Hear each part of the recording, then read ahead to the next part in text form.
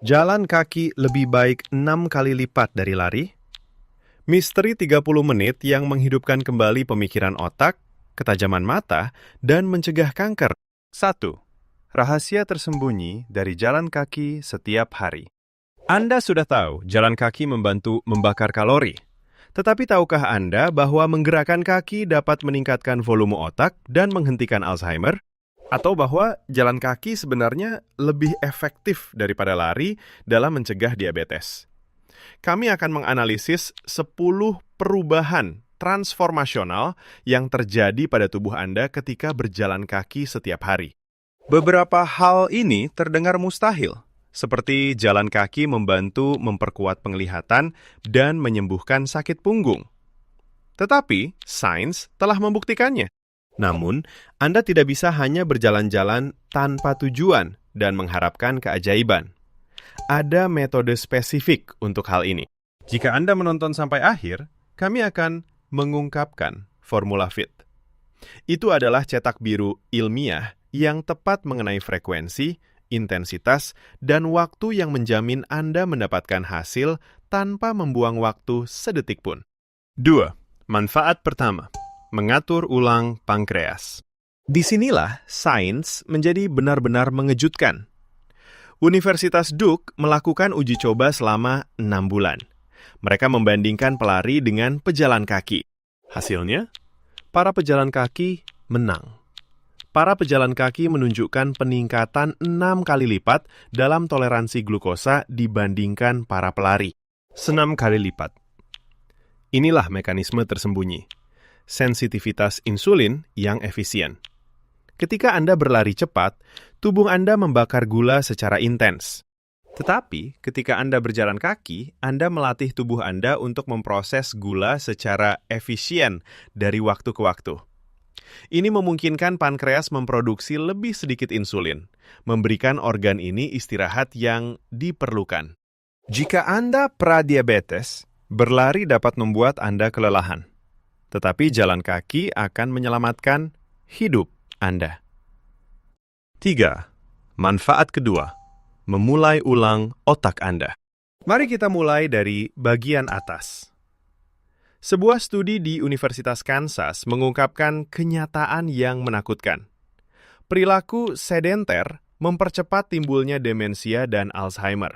Lebih dari 35 juta orang berjuang saat ini, dan angka itu diperkirakan akan berlipat ganda dalam 20 tahun ke depan. Tetapi inilah mekanisme yang diabaikan oleh industri.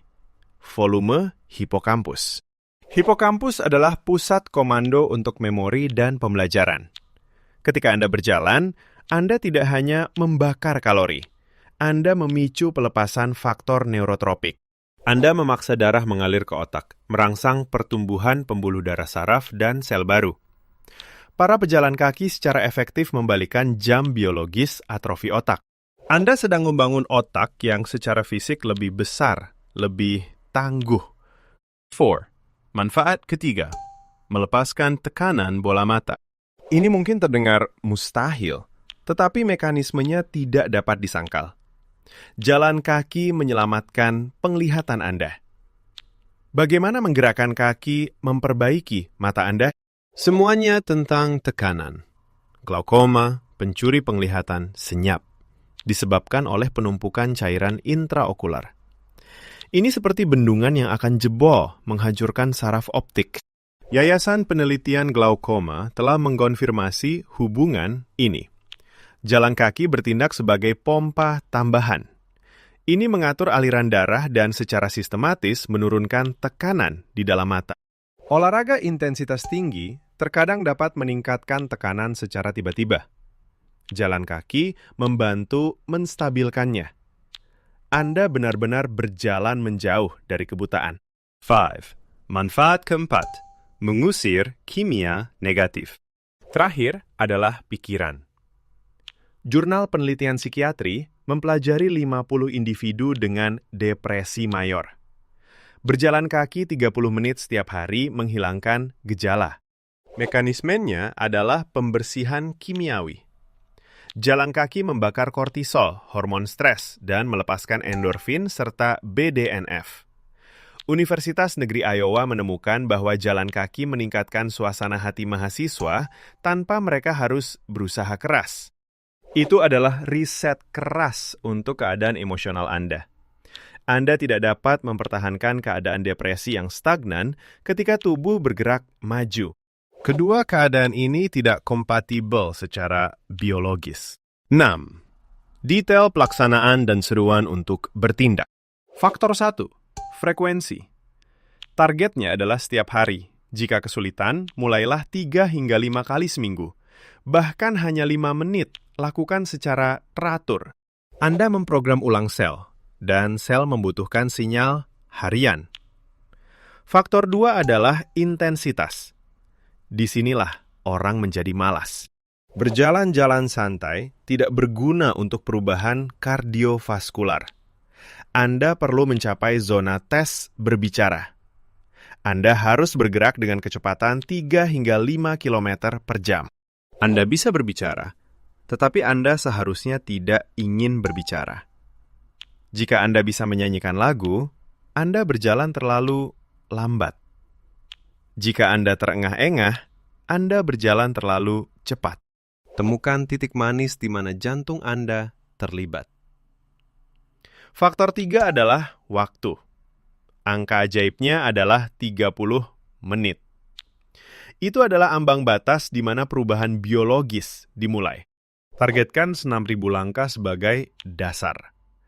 Jangan terobsesi dengan angka 10.000 segera. Mulailah dengan apa yang bisa Anda taklukkan, lalu kembangkan. Ini adalah perintah Anda. Minumlah air sebelum berjalan kaki.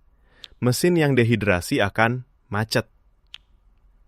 Selanjutnya adalah aturan gerakan. Ayunkan lengan.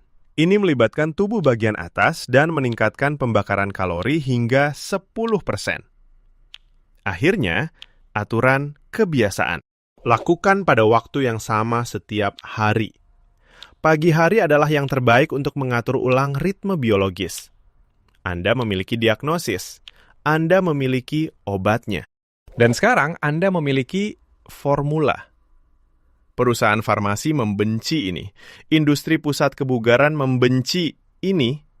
Karena ini gratis, efektif, dan sepenuhnya dalam kendali Anda. Anda dapat memilih membiarkan karat mengambil alih. Anda dapat memilih membiarkan otak menyusut dan tulang Anda menghilang. Atau Anda bisa bangkit. Kenakan sepatu Anda dan rebut kembali biologi Anda, selangkah demi selangkah. Jangan menunggu sampai besok. Besok adalah kebohongan. Mulailah hari ini. 7. Manfaat kelima. Mengurangi tekanan tulang belakang. Sakit punggung adalah epidemi modern. Latihan berdampak tinggi memperburuknya. Duduk juga memperburuknya. Jalan kaki adalah obatnya. Cakram tulang belakang Anda tidak memiliki suplai darah. Mereka seperti spons. Mereka hanya mendapatkan nutrisi ketika mereka diperas dan dilepaskan. Jalan kaki menyediakan aksi memompa ini. Ini mengedarkan nutrisi ke jaringan lunak tulang belakang. Ini meningkatkan postur dan memperkuat otot erector spinae yang membuat Anda tetap tegak. Anda tidak hanya berjalan kaki. Anda melumasi engsel tulang belakang yang berkarat. Depan. Manfaat ke-6. Memperbaiki sistem pencernaan. Usus Anda adalah otot. Jika Anda tidak bergerak, usus juga tidak bergerak. Sebuah studi terhadap 150.000 orang mengungkapkan korelasi yang jelas. Orang yang tidak banyak bergerak meninggal karena kanker usus besar. Sementara orang yang aktif bertahan hidup.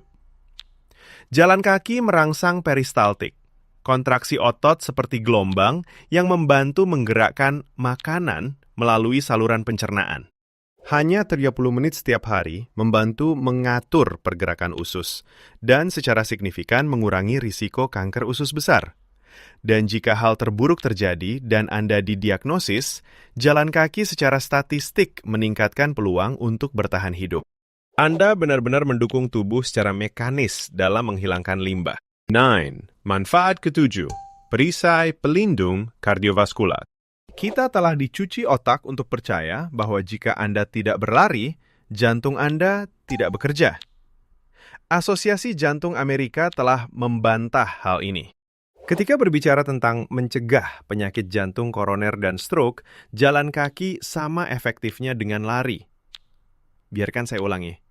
Efektivitas yang setara. Mekanismenya di sini adalah pengaturan tekanan darah. Berjalan kaki setengah jam setiap hari bertindak sebagai penghambat beta alami, melebarkan arteri, mengurangi kolesterol jahat, dan memaksa darah kaya oksigen mengalir melalui sistem. Anda membersihkan arteri tanpa lonjakan kortisol seperti yang terjadi pada kardio ekstrim. 10. Manfaat ke-8. Ilusi. Otot. Anda tidak memerlukan kartu keanggotaan pusat kebugaran untuk mengencangkan tubuh. 10.000 langkah dapat setara dengan sesi pusat kebugaran jika dilakukan dengan benar. Kebanyakan orang menghancurkan tubuh mereka dengan stres benturan intensitas tinggi. Mereka merobek otot dan mengiritasi sendi, membutuhkan waktu berhari-hari untuk pulih. Jalan kaki adalah pembom siluman kebugaran. Dampaknya rendah, tidak memerlukan waktu istirahat. Anda bisa melakukannya setiap hari, tetapi Anda harus melakukannya dengan postur yang tepat. Tulang belakang lurus, siku pada 90 derajat, menstabilkan panggul. 11. Manfaat ke-9. Protokol pemulihan dan tidur. Dari pasien bedah jantung hingga mereka yang pulih dari cedera lutut, jalan kaki adalah jembatan menuju kesehatan. Ini adalah satu-satunya pelabuhan aman bagi mereka yang tidak tahan dengan dampak lari yang keras. Manfaat sampingan yang besar yang dicatat oleh komunitas adalah peningkatan kualitas tidur. Banyak yang melaporkan bahwa mendengkur telah hilang setelah sebulan berjalan kaki secara teratur. Otot betis bertindak sebagai jantung kedua, memompa darah vena kembali, meminimalkan varises. 12. Kesalahan dan formula FIT. Sekarang, sebelum Anda berlari ke pintu, dengarkan saya. Kebanyakan orang gagal karena mereka memperlakukan jalan kaki sebagai tugas atau melakukannya dengan cara yang salah. Jangan berjalan-jalan sambil melihat ponsel. Itu bukan jalan kaki, itu tersandung. Jangan berjalan dengan sepatu datar tanpa dukungan. Anda akan merusak lengkungan kaki. Jangan bertindak seolah-olah ini opsional. Jika Anda melakukannya sesekali, Anda mendapatkan 0 manfaat. Kekuatan terletak pada pengulangan. Sekarang Anda telah mencapai akhir, saya akan memberi Anda cetak biru. Anda tidak hanya berjalan-jalan, Anda melakukan protokol. Inilah formula FIT, frekuensi, intensitas, dan waktu. Jika Anda melanggar variabel-variabel ini, Anda membuang waktu Anda. 13. Manfaat ke-10. Memperkuat kerangka. Tulang Anda adalah entitas hidup. Mereka bereaksi terhadap stres. Jika Anda tidak menggunakannya, mereka akan menghilang. Ini disebut osteoporosis. Yayasan Artritis merekomendasikan jalan kaki 30 menit untuk mengurangi peradangan. Tetapi mekanisme di sini adalah efek piezoelektrik. Ketika Anda berjalan, dampaknya menciptakan muatan listrik kecil di tulang yang memberi sinyal kepada osteoblas untuk membangun jaringan tulang baru. Anda mengirim sinyal listrik agar kerangka menjadi perisai. Berlari dapat mematahkan tulang. Jalan kaki membantu membangunnya. 14. Manfaat ke-11. Memperluas kapasitas paru-paru. Paru-paru Anda adalah filter. Tetapi ketika Anda duduk, mereka menjadi stagnan. Jalan kaki adalah katalis aerobik. Ini memaksa diafragma bekerja lebih keras, meningkatkan jumlah oksigen yang mengalir ke dalam darah. Tapi inilah manfaat tersembunyi. Pembuangan racun. Pernapasan dalam yang berirama saat berjalan kaki mendorong gas limbah yang terakumulasi di dasar paru-paru keluar. Anda sedang membersihkan sistem pernapasan Anda. Ini membantu memperkuat fungsi kekebalan. Stres dari penyakit paru-paru melemahkan kekebalan, tetapi jalan kaki membantu memperkuat penghalang ini. Ingin berhenti sakit? Berhenti duduk di udara basi dan mulailah memompa paru-paru Anda. 15. Modifikasi tingkat lanjut dan peringatan. Bagi mereka yang menginginkan lebih, tambahkan rompi beban atau coba berjalan kaki Nordic walking. Penggunaan tongkat jalan kaki membantu mengaktifkan tubuh bagian atas dan meningkatkan tingkat pembakaran energi tanpa menambah tekanan pada sendi. Bahkan, berjalan mundur adalah metode untuk mengaktifkan kelompok otot yang sama sekali berbeda dan menantang koordinasi otak. Tetapi, waspadalah terhadap musuh senyap, plantar fasciitis. Jika Anda merasakan sakit menusuk di tumit, segera berhenti dan periksa alas kaki Anda, atau semua kemajuan akan terhenti. Jangan biarkan antusiasme awal menghancurkan mekanisme biologis kaki Anda. 15. Sinergi dari lingkungan sekitar. Tempat Anda berjalan menentukan kualitas oksigen yang Anda hirup. Peringatan dari profesional kesehatan. Berjalan kaki di dekat jalan tol memaksa Anda menghirup gas buang mobil jauh ke dalam paru-paru yang mengembang. Pilihlah hutan atau pantai untuk menggabungkan olahraga dengan terapi mandi hutan yang terbukti menurunkan kortisol jauh lebih rendah daripada berjalan-jalan di kota. Selain itu, berjalan tanpa alas kaki di pasir atau rumput yang disebut grounding didukung oleh banyak orang untuk mengurangi peradangan. Namun, hati-hati. Ini bertentangan dengan aturan tentang alas kaki pendukung yang telah kita bahas. 17. Faktor akuntabilitas sosial. Ratusan orang sukses tidak hanya mengandalkan kemauan keras. Mereka mengandalkan akuntabilitas. Berjalan kaki dengan teman atau anjing menciptakan lingkaran akuntabilitas yang memaksa Anda keluar dari pintu. Ini mengubah tugas yang soliter menjadi ritual sosial, memperkuat kebiasaan lebih baik daripada motivasi apapun.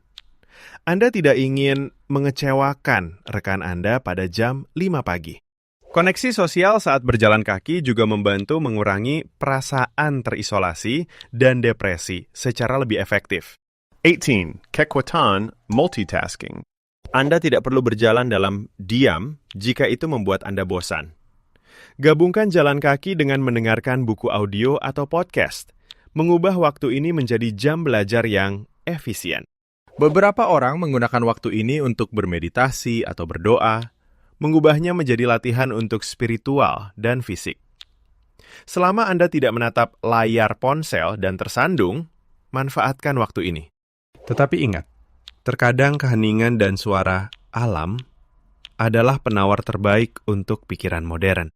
Jika Anda ingin menemukan lebih banyak hal menakjubkan yang orang lain terlalu takut untuk menyentuhnya, tekan tombol subscribe sekarang juga. Dan jika Anda sudah subscribe, selamat datang kembali.